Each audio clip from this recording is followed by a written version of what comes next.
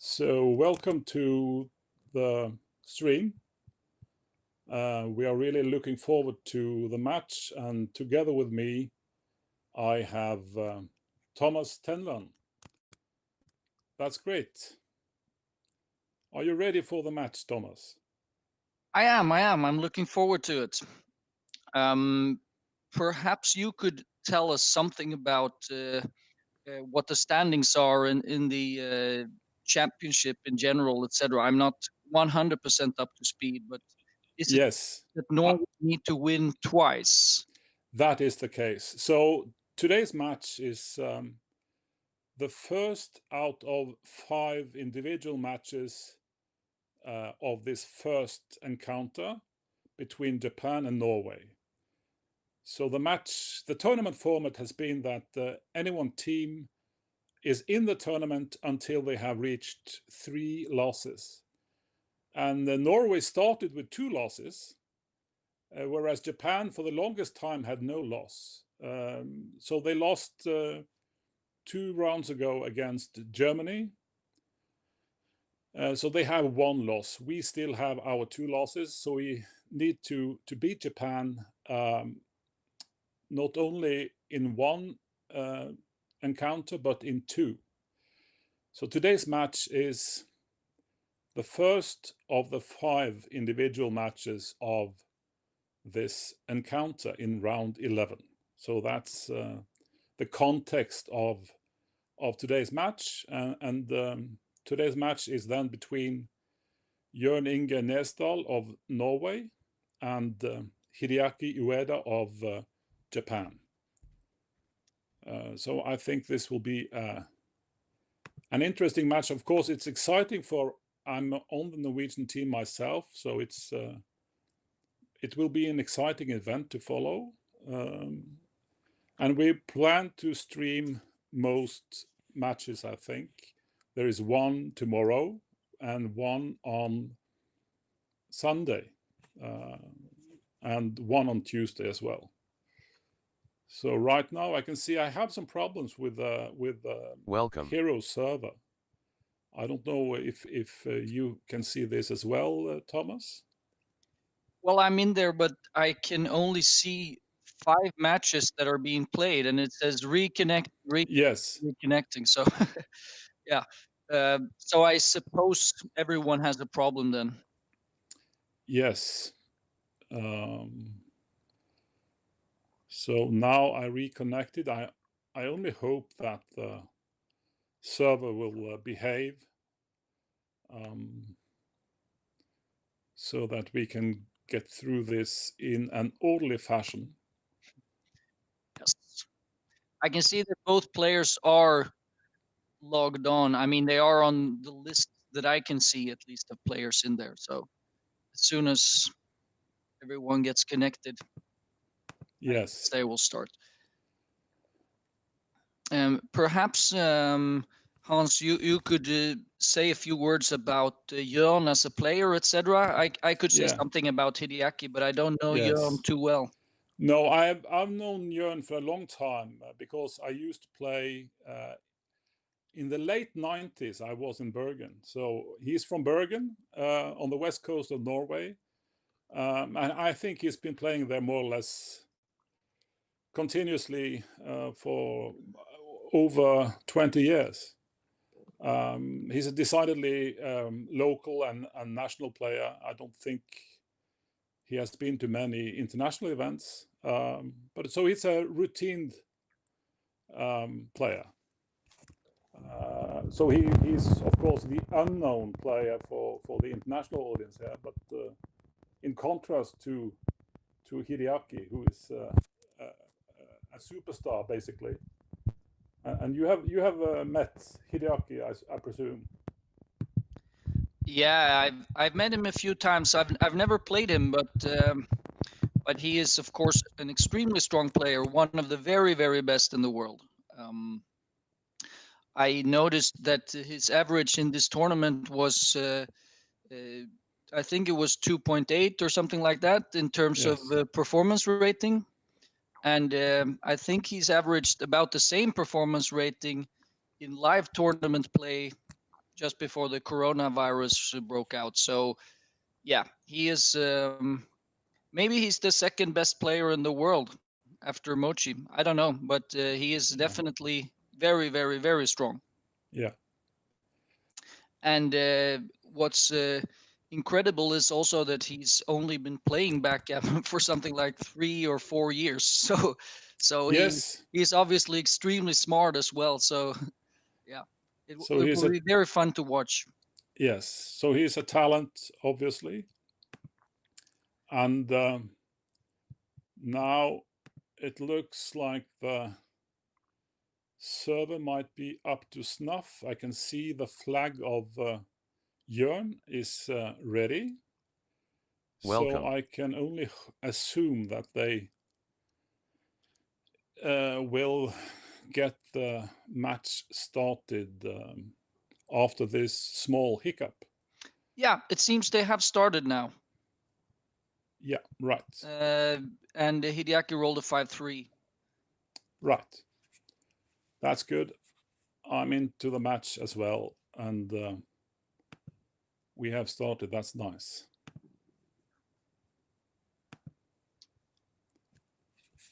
Right. So why is Jørn called Superman? I have no idea. Okay. I have no idea. It's an image thing, I think.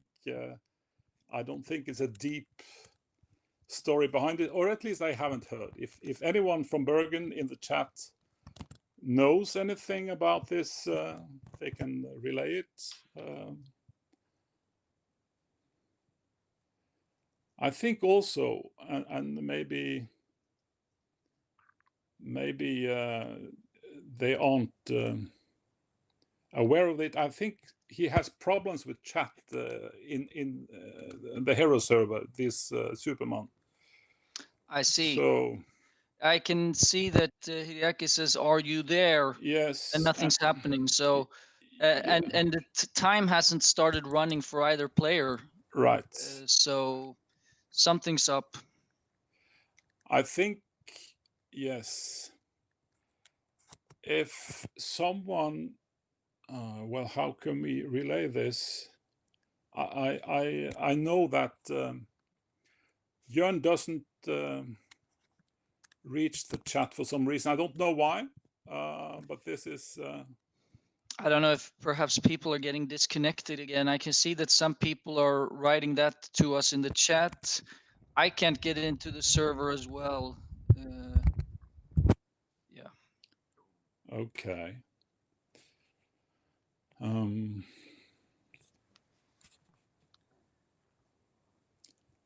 Then we'll just have to be a little bit patient.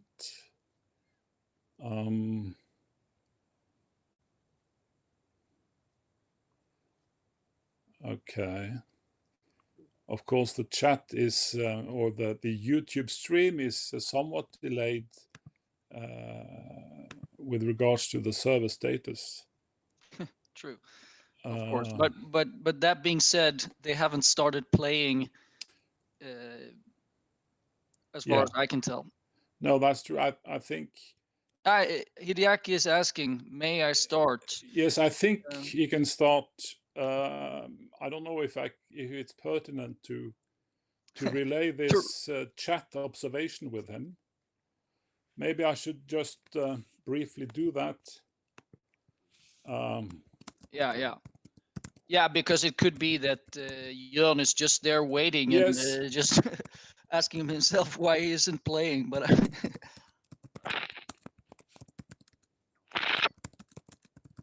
I'm chatting now, and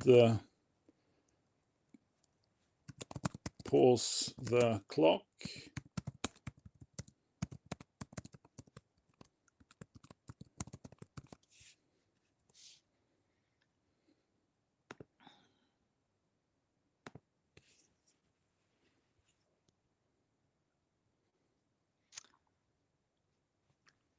Right.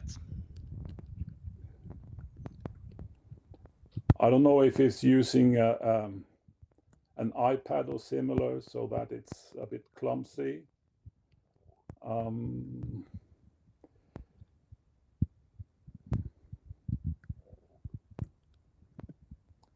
So we'll see if he makes a move.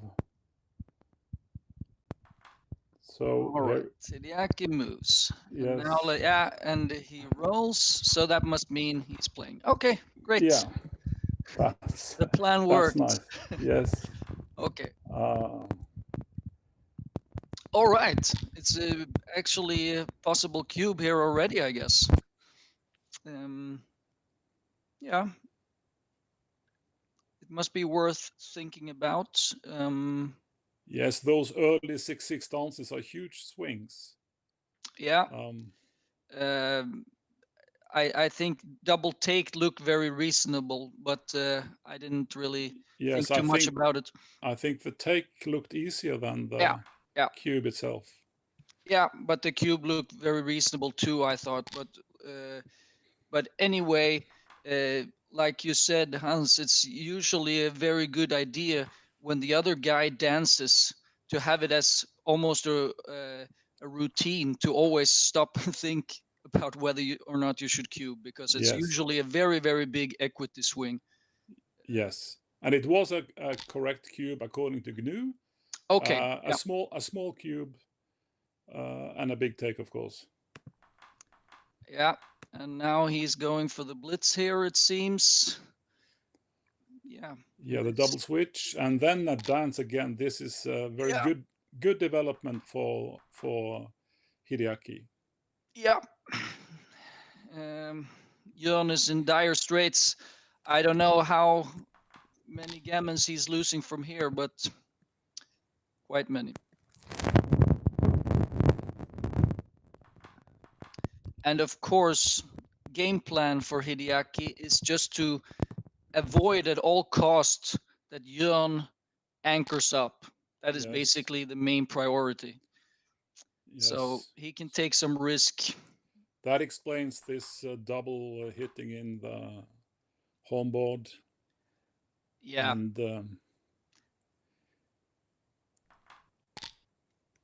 yeah, he's not doing too well, you know. Yeah, we hit, or wait, can we both hit and cover, or do we have to choose? I think there's a choice. I didn't see all the options there. Yeah, that is actually then pretty interesting, because one factor is also that if Hideaki anchors on the 3-point and he doesn't do it too quickly, then we may be able to get home safely anyway. But of course, that'll be hard for him because we bring down a biller. Yeah, I don't know. This sort of problem was posted in a strategy group recently that I saw, but it looked somehow natural to just make the point here, I have to say. Yeah. GNU preferred the other option to just cover. And now it looks like he's only a roll from being closed out. Yep. Oh, fancy play there to have 2 direct covers and clean it up easier. That looks right. Yeah. I didn't actually see it. So that was a very, what can you say? It's the play of a pro. Exactly. Yeah. And it shows that he's awake. Yes. And so now, of course, the game is the only thing that can happen is a late game hit. Yes. So Hideaki should, even though he's chasing a gammon win, he should just aim to play safely, because if he doesn't get hit, the gammon is almost guaranteed. So he should not try to take checkers off and risk stuff or something like that. He should just do whatever he thinks is safest. Right. And that's why he does this as well. Clears the 6-point early so that he can clear it completely. And yeah, that looks very, very safe. Yeah, now he has the safest structure. Yeah. A double now could, but yeah. Oh, it's looking very bad for Jørn, of course. Okay, so this is a tough start. It's an early cube, and then a favorable development by the opposition, and then suddenly we are closed out. So that's colliding with a wall. Yeah, this is just backgammon. Jørn did nothing wrong, but he gets punished with a 4-point loss. Yeah. There's nothing to regret there. Just like you said with the cube, he had to take it, and yeah, then it was just. But okay, there's a lot left of this match. There is. It's a match to 13. Of course, this 4-0 lead is a comfortable lead. Yeah. And this is an interesting choice. I think 6-5 would be the normal play. Yes. But he's also up 4-0 if that has an impact. But usually when the other guy runs with a 6-4, exactly 6-5 is a good choice because you duplicate very many fours of the opponent. And you develop the stack as well. So precisely, yes. Yeah. So yeah. Jørn wants the advanced anchor. You mean Hideaki, right? Yeah, sorry, yeah. I had them mixed. Yeah, I mean it's an interesting choice because for one thing, putting it on the guy on the 20 point, it covers Hideaki's outfield a little bit, and also the race is close, so he may need the 20 point at some point. But on the other hand, it looked like he put even more pressure staying back and an innerboard point. So yeah, it was not an easy choice in my opinion. It was a small mistake. But now we got rewarded by the 5-5. Certainly, and now it looks like a race. Yeah, it's a pure race. Contact is broken. Right, and I guess cube action shouldn't be affected too much by the match score here. No, that's true. It has a small impact, but not a lot. You need those, in this longer race, you can probably be down some 12 pips and take the cube. And now the 6 saved a lot of headaches for Jørn. Yeah. Perhaps also for Hideaki choosing whether to cube or not. But it's just they're just waiting for one of the players to get a big enough advantage that they can cube. Yeah.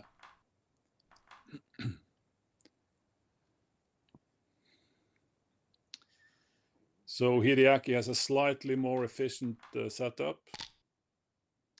True, but marginally so. And we can see that the players are putting the checkers on the high points, as is customary in these non-contact positions. Yes.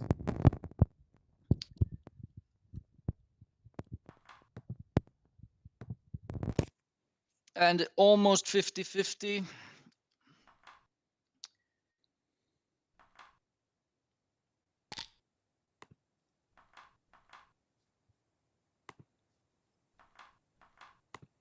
It is. I'm curious about whether or not Hideaki is altering his strategy in any way to reflect the fact that he is, after all, the favorite in the match. I don't know if he does that. I don't know either. It could be a factor. We'll see. But he cubed in the first game. Normally, I'd say with a very slight edge on that cube. So yeah, that's right. There's no sign of that so far. You're right. This is probably a reason. Let's see here. Yeah, this must be a good cube as well. Yeah. So and he sends this one. Looks like something Jørn will have to take. Yeah. That's a good follow-up. So now the market is basically would have been gone, I think. Yeah, it would.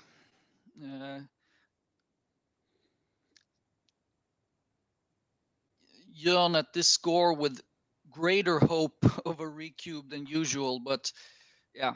Yeah, but there is not much left, so no. His recubes won't be as effective normally.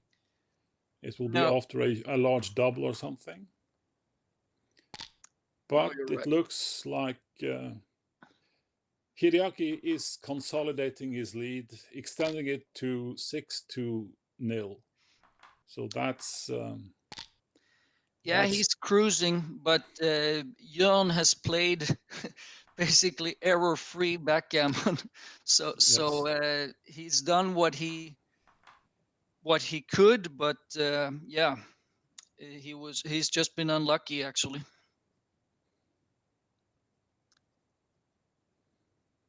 Let's see. Now should he double hit, or maybe it's too early. He doesn't have enough material. I'm guessing he should. I'm guessing he should blitz. But I don't know. But that's the strength of his position. It's his home board. But right. His ammunition is somewhat lacking. Yeah, it is. It is. And the other play is solid, but it just it gives Hideaki some room there to improve. So the double hit was a little bit better. Yeah. Okay. But now Jørn is down by so much, and the position still has a lot of gammons in it, that he needs to consider cubing clearly earlier than he would have in at 0-0, for example. Yes, but he needs a stronger threat than this, maybe. Yeah, perhaps. I mean, this is almost an even position. I mean, we can't be that desperate. No. But just a small improvement, and he should be there, I guess. Yeah. So the question is, does he hit, or does it just bring down the... I think that he hits, but I'm not I'm not sure, but I think he hits because that's the checker that sees the light of day, so to speak. Yes, both that and the fact that Hideaki had a loose blot. Yes. But as far as I can tell from GNU, it seems to have been a close decision. So it was marginal, yeah. And here we have a decision between hitting and locking up a extremely strong anchor. I think maybe go for the anchor. Yeah, he did that, and he was very clearly right. But I think many players would have made the mistake of hitting. Yes, I think Will Snelling said some time ago that players tend to hit too much. Oh, okay, that's interesting, because I've read people that have said the opposite as well. That almost all players should hit even more than they do, but I don't know. I mean, I guess that just goes to show that hitting is extremely good. It's just a matter of knowing when you need to not do it. So okay, we're in one of those holding games again, and of course it's largely a race, but Jørn needs to somehow get rid of the contact. Yes, it's not easy to make any pay now maneuver, since Hideaki has got such a strong board. So you basically need to wait for the double to bring the anchor closer to home. Yeah, and we can see that the performance ratings of the players are both around 1.5. So that is, if they can maintain that for the rest of the year, then they are the best thing that ever happened to backgammon. So they've played extremely well. I mean, basically no mistakes have been made. Is he considering the cube or? Yeah, but I think it was probably early, but related to what we thought about before about adjusting a little bit for playing strength. I think that Jørn should be very concerned with getting his full value whenever he wins a game. He doesn't want to win a game and get 1 point. That is, I mean, of course he shouldn't over adjust either. So, but yeah, now he gets rewarded at least. Yes. So the cube was only marginally early. So against someone like Hideaki, I think that was a good choice. Yeah, I agree. Under the circumstances, it was a correct cube, I would say. Yeah.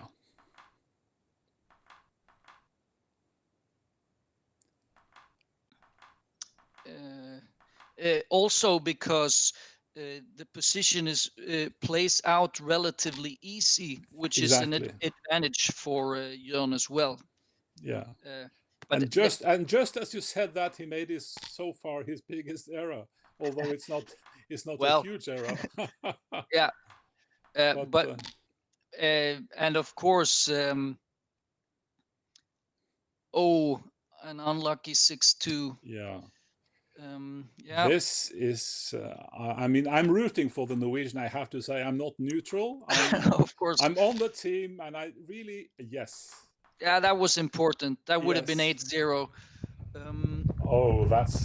I really hope that he can get his points home in this game. Not hit here, I think. It seems like hitting is the riskier play, and you don't win any gammons anyway, and you've almost won the race. So playing safe was very sensible. Here it seems like he could stay. Yeah. And he gets the shot as well. Important one again. Yeah. Oh, that's good. So I was actually going to ask you that, Hans. Are we neutral and objective and everything, or not? And then now I got the answer. I am not neutral, but you are free to take the more distance and somewhat objective stance. Yeah. I'm clearly on Jørn's side, although I also try to be somewhat neutral at least. But I mean, it's being broadcast on the Norwegian Backgammon Federation YouTube channel, so I think some sort of bias must be pretty natural.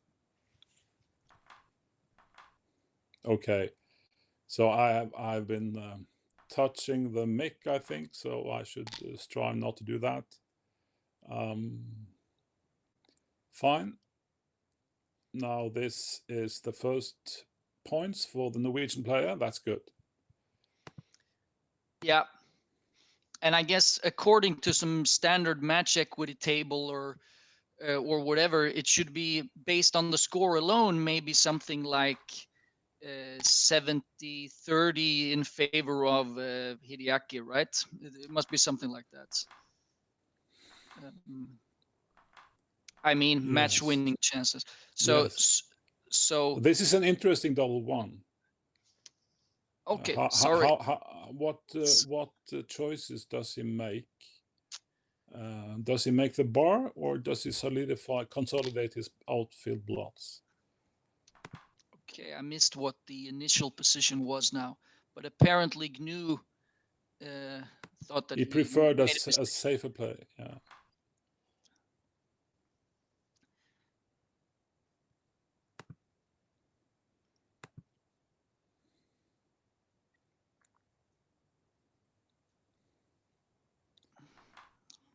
So now he probably should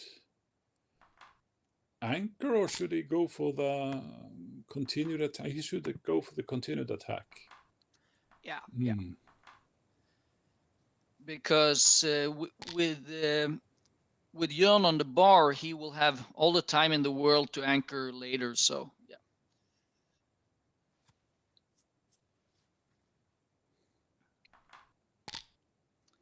Okay, so this could be a complicated game. Speaking of the PRs, it will be interesting to see with a longer and more complex position how the playing strength comes through. Yeah, and it'll be interesting to see if Hideaki goes over 1.5 now. Yeah. Okay, interesting. I thought it was possible to run with that number. Yeah, okay, it was close. I should probably also clarify that whenever I say that Jørn should perhaps take playing strength into account, I'm not in any way saying that to diminish Jørn's playing strength. No. It's just that Hideaki is, yeah, like I said, one of the very, very best players in the world. So exactly, almost any player should consider his extreme playing strength. And of course, with these super grandmasters, or grandmasters like yourself as well, is stability is a key word. It's they are often stable at a very high level of play. Sure. I guess that comes from the fact that he understands backgammon so well that whatever position you throw at him, he's going to understand it decently. Yeah. Whereas, okay, that was an excellent number that he rolled there as well. Yeah, and a good answer, 5-1. Very good. And 6-2 is a horror number. Yes, that really ruins some of the strengths of Hideaki's position, because he buried. Oh, that's that was interesting. That was interesting. Yeah. I mean, that sort of position is difficult to evaluate when someone is really crunching but up clearly in the race. Yeah. I think it wasn't. It wasn't too far from a correct cue, but no. It's probably because it's, after all, it's difficult for Hideaki to turn this into a race. Yeah. But on the other hand, the reason that it wasn't quite a cube was probably that things couldn't get that much better for Jørn quickly, and so he could have just doubled in next time, I think. Right. So he didn't really risk to lose his mark at this sequence. No, I think that's why he could have waited. But again, like we talked about before, it's not a bad idea to take a chance. Right. But here, in contrast to the other position that we saw, playing strength will matter, because there will be some pay now, pay later, containment, etc. decisions here, I believe. But let's see. And now we saw the first blunder from Hideaki. Yeah, he played safely instead of running there. I think perhaps his idea was that he could afford to play safely because he didn't necessarily have to pay next time, because perhaps he could run his back checker and somehow circulate that and gain some time. Exactly. But I suppose GNU said, well, you need to get rid of the 16 points sooner or later, and you have him outboarded, so just run. Right. And I mean, burying a checker on your ace point when you already have the ace point made is not something you do lightly. Of course, Hideaki knew all this, so it was not a super easy decision. But yeah, this time he, for once, made a mistake.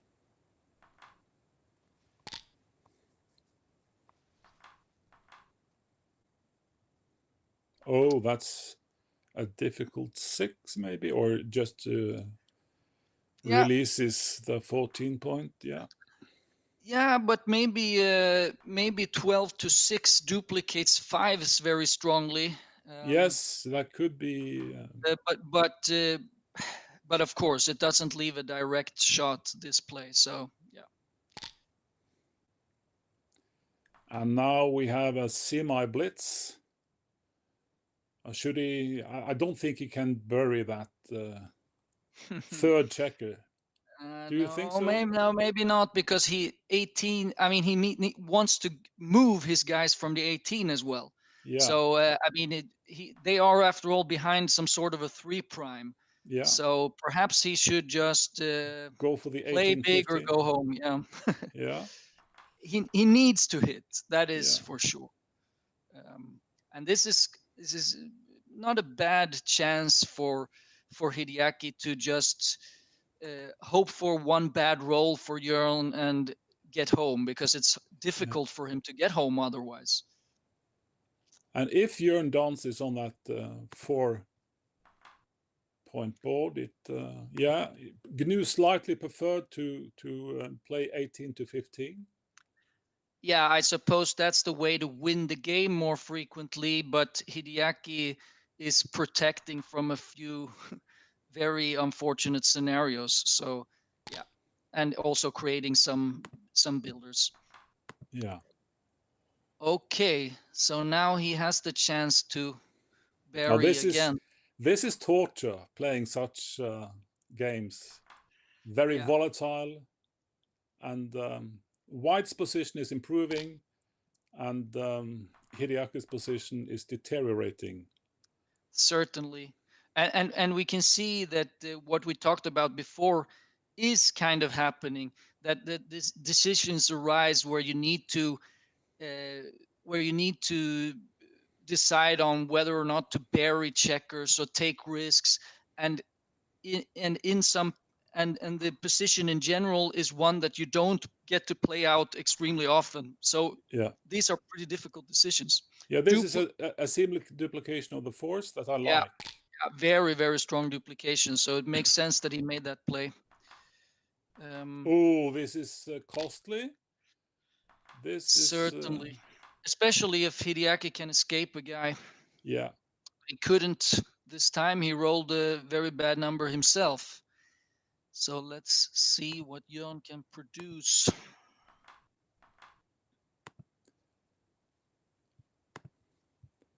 So after the 2-2 move of Hideaki, GNU had them as 2-1 favorite.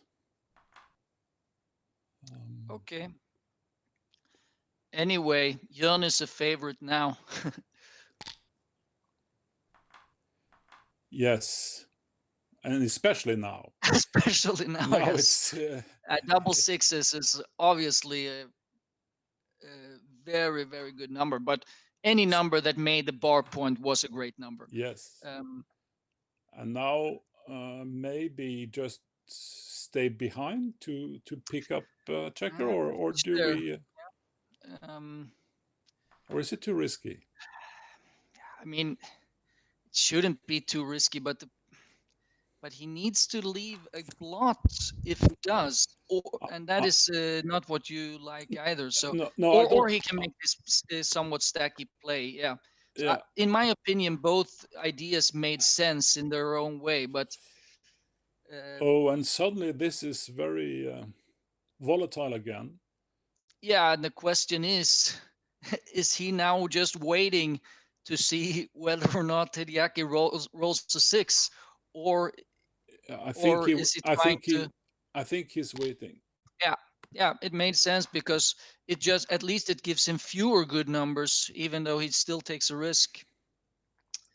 And Hideaki's position is full of tension. So yeah, he doesn't have a beautiful looking position, but he can still win the game. Yeah, that's only a couple of rolls away, so it's very volatile right now. Yeah, a dance and a 6. I don't know if I should even say the words to your Norwegians watching this. No. But that's a little bit of air to breathe for Jørn. Yeah, and this is the typical choice. Which 6 do you play? I suppose he has to hit, just because he's leaving so much if he runs. Yeah. And hitting, after all, it accomplishes something. I mean, he can win it a different way instead. Yeah. This is a key game, actually, because this could I mean, Jørn could still win a gammon here if he's lucky, because of his strong structure. And of course, but if he loses this, it's an uphill struggle. Yep, certainly. And and no matter what Hideaki does, he's going to be leaving 3 blots around. So if he gets hit, he's the one who's in dire straits. Oh. And he chose to come out. Yeah. He chose to come out, and that was nicely played. The other play was an error, not a blunder, but an error. Yeah. That's very, very skillfully played as well, I have to say. Yes, I agree. It was a hard play, but I'm sure he thought about it and analyzed his way to the right play. Yeah, there's a question. Yeah, Jørn had to stay back now, but Hideaki has wasted a lot of pips. Certainly. Must be at least 10 pips that he's giving up in a race here. Yeah. And that also is probably the reason why he's not cubing.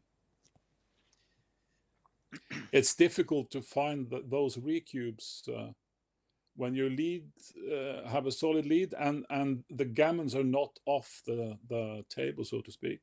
Although now they are more or less off. Yeah, exactly. I mean, it's clear that there are market losing sequences here, no question. But the thing is, if you just look at what's normally going to play out in a slightly favorable scenario for Hideaki, is that going to be a market loser? I think that's what he's thinking about. Yeah. Because if it isn't, he's just happy to cash. And now it's a pick and pass, I believe. Yeah. Yeah. And I think I would have made the same choice as Hideaki did. It seemed reasonable to wait for something like this instead. So now he has some, not many, but some bad sixes, but not. He's considering the cube clearly. I guess it's 6-1 and 6-5. Yeah. But then he also has other numbers that are going to leave shots. Yes, there will be indirect shots. And he's never winning a G. So I think he's asking himself, am I good enough to double? Definitely not too good. I mean, that is very clear. But it's not too clear if it's a take, or is it clear? I don't know. I mean, let's say that Jørn comes in after Hideaki just rolls some. Yeah, no, it's not too clear. So the cube it must be reasonable, I suppose. Yeah. This is an important decision.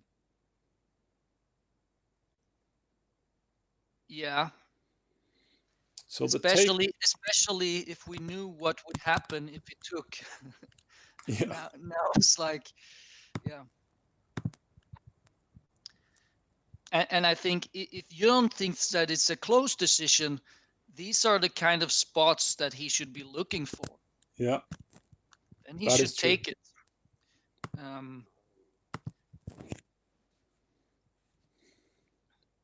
Oh, important.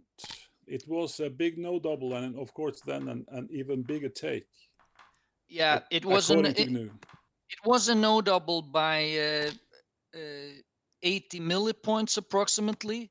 And I think when you have a leader double, a leader redouble like this one, yeah, then 80 millipoints may sound like a lot, but what it actually means is it was pretty close to being a cube. Yes, it was the score. So yeah, and the score makes seemingly small mistakes big ones, because Yeah, that's just the way the equity works. So I would not say that this was in any way a big technical error by Hideaki. It's a relatively small one, and it paid off because it was not easy for Jørn. No. So the new evaluation had Hideaki at 75.8% wins. Yeah. Okay. So Jørn won a bit more than 24% in that position, and a percent or two of gammons. So and the take point was below 20. Right, and he didn't have to think much about losing gammons, right? So right. But now Jørn is doing pretty well. A bad roll by Hideaki and Jørn will be in good shape.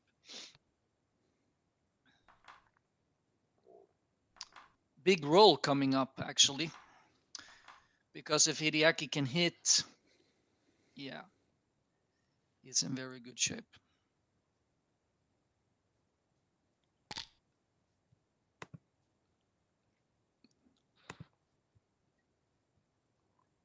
Oh, I think that's too optimistic. Quick double, quick take. Well, again, the score matters.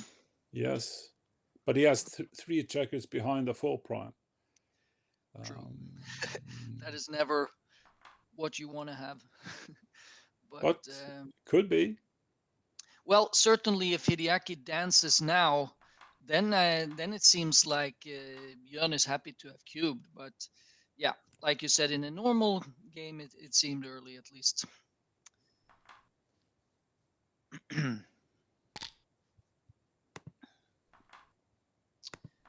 Because now, when this just happens, that Hideaki comes in and can start playing, Jørn is in dire straits immediately. Yes. And basically, Hideaki can play on for the gammon. He can. He doesn't want to cube this, I think. No. Because if Jørn then just sends the cube back to 8, then again they're playing for the match all of a sudden, more or less. No. He will just keep playing,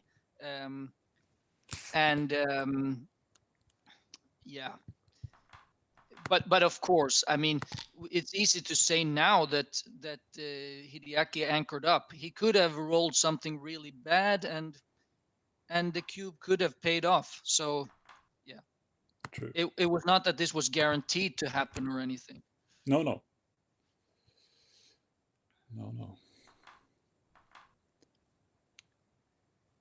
So Hideaki can play quite freely, putting the second checker on the bar.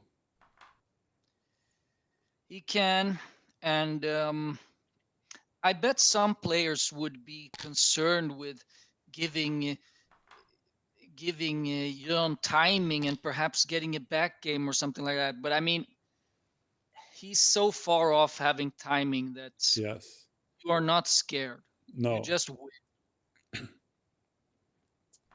And Jørn has made his own 1 point in such a position, which is always a bad sign for the timing question. And there is only 40 pips difference. Precisely. So yeah. Now it's just a question of avoiding the gammon, I believe, because now Jørn will be crashing and. The ace there is excellent, actually, because Jørn just doesn't want to get blitzed or doesn't want to get G'd. Yeah. He just kind of gives up this game and hopes not to get gammon. Or, of course, roll something amazing.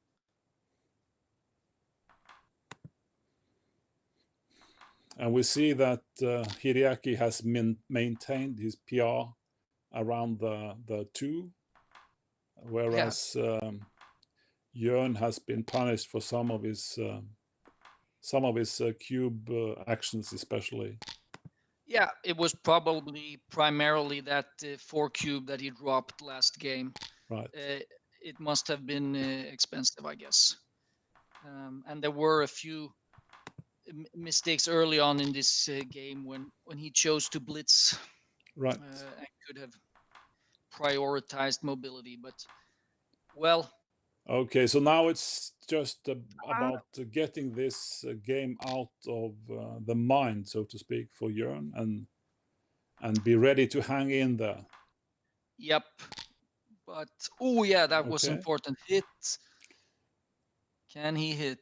Can he It would be produce the so one? big. Because if he can't, yeah. I think maybe this is correct. Oh, he's choosing between. Yeah, okay. Because there was BG if he danced. Oh, okay. With a double. Okay, so now the Crawford game, 11 away. That's an uphill struggle for sure. Yep, and in this game, the main priority of Jørn is to win the game.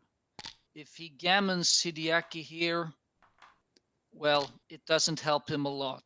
No. The important thing is to just win the game because of how the free drop works later exactly on. So both players are basically following the DMP strategies. Yeah, of course, very late in the game the situation could arise where backgammons could become likely, but true, you normally don't think about it right off the bat.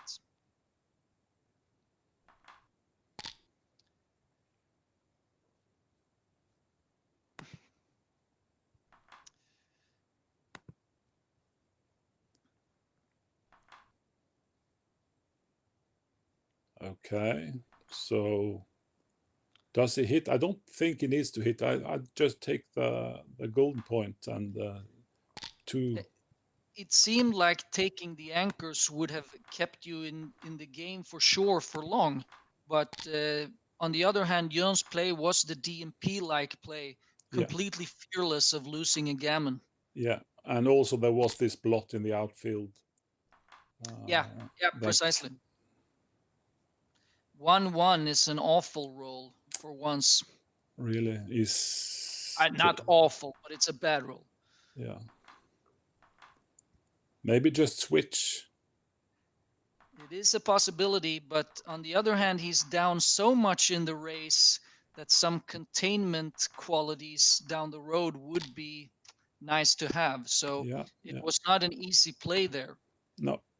The 1-1 was unfortunate, of course. Yeah.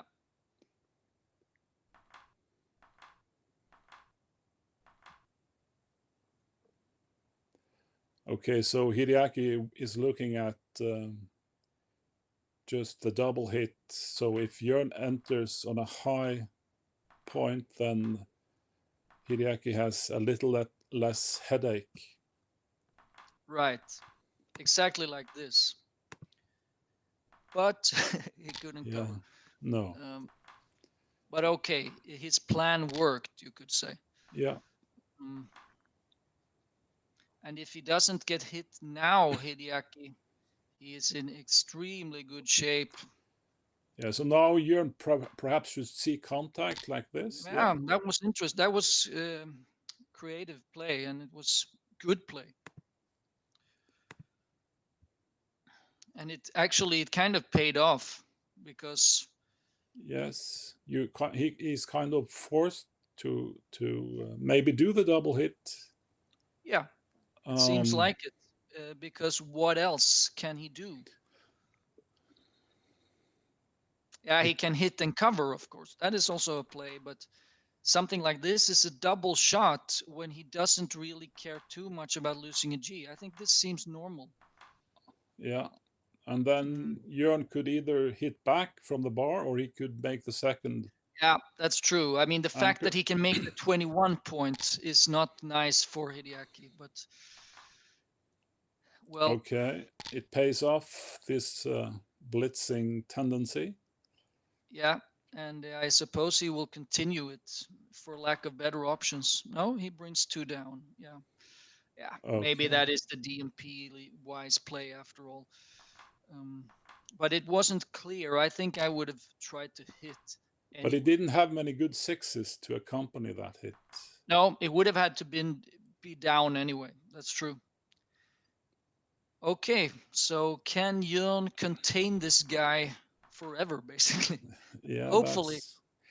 Here we see the weakness of that 1-1 earlier when he was forced to open the 4-point. True. And we also see what would have been the drawback of playing double aces to the ace point, even though it turned out to be the correct play. Yeah. If he had the ace point now, it would have been, even a lot worse than it is now. Mm-hmm. Because he can still win this without blitzing. He can win it on containment. Yes. But then he basically needs to remake that 4-point. Yep. And without Hideaki escaping in the meantime. Yes, and a hit could be costly. Although Hideaki right now has a blot in his home board. Does he cover the 2, or does he just run and close his eyes? Exactly. He had this play as well. Just not leaving any directs. That must also be a play. And this is a play. Yeah, I don't think you leave the triple shot. That seems too much. It's either this or the other one he looked at. Right. But and he gets missed. He gets that extreme upside of this play. An anti-joker. Yeah.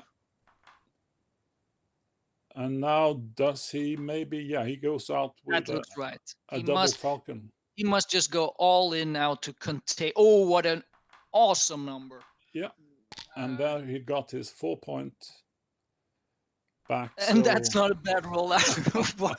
What a sequence. What a sequence. I kind of like that development. Yeah, that was well rolled. I mean, oh my God. So and winning a backgammon now for Jørn is almost impossible, so he should just close Hideaki out and win this. No need to be greedy. Right. Just win this race.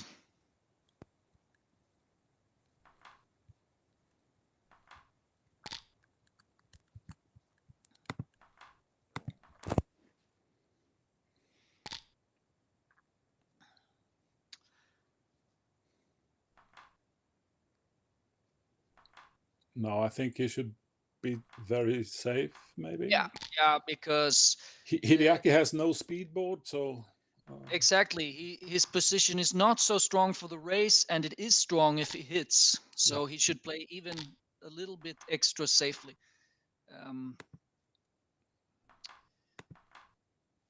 Both players made a few very nice decisions in this game, I believe. I think they did very well here. Yeah. To play this game almost flawlessly. So it was another somewhat complex game. Oh, and here we see that free drop in play. Of course, Hideaki does have a free drop, but he's not using it because he opened so nicely. Yeah. He's maintaining it. He's keeping it for later. Right. So that was an easy decision, of course. And now he prioritizes maybe the golden anchor over making the 4-point. I think he should make the 4-point, maybe.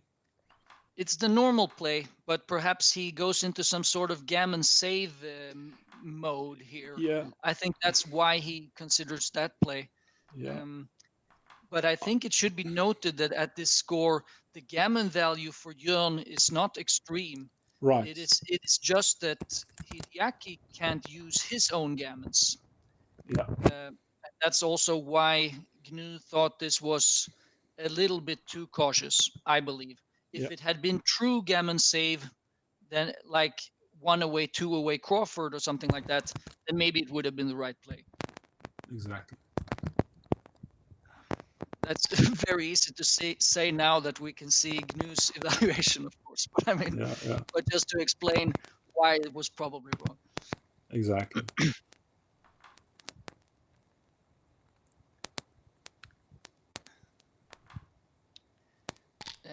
But in terms of what can I say, preparing his own play, it is a pretty nice play for Hideaki, because he can now almost rest assured that he won't be gammoned. It's relatively easy for him to follow up and know what his game plan is.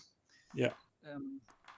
If he plays for a bit more contact, he creates some pretty difficult choices for himself later on, I think. Mm-hmm.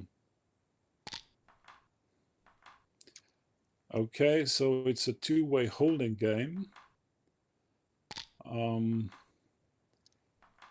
Race is pretty even, but Hideaki has the upper hand with a better anchor. Yeah, and now Jørn should probably run with 6-5, or?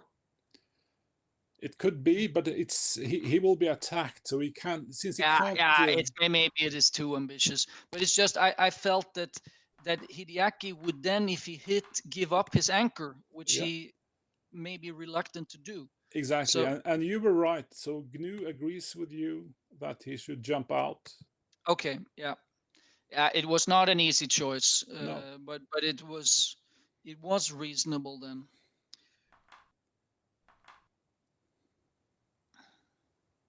And of course, the important thing now is, will Hideaki make his 4 and 5 point naturally? Yeah. While he has spares to do it with. So it's an important couple of rolls. Oh, you mean that he will have to bury those a little bit and then not have the chance? Yeah. So like this. So now he fills an important gap. True. But Jørn also builds his board. Oh, that was big as well. So So Jørn with some sort of phantom back game here with the open 5 point. Yes. Hideaki clears his most difficult point, it seems. Yeah, that must be a wise idea, given that he has a big racing lead. Because with this play, he has contact with a 9 point that he doesn't want. Yes, it's a double-edged contact, because it was very close between the two. Okay. But again, Hideaki shows that he is awake. I think very many players, again, just move all the guys to the 6 point and move on. Exactly. He sees that there's something to investigate and finds a good play. So, yeah.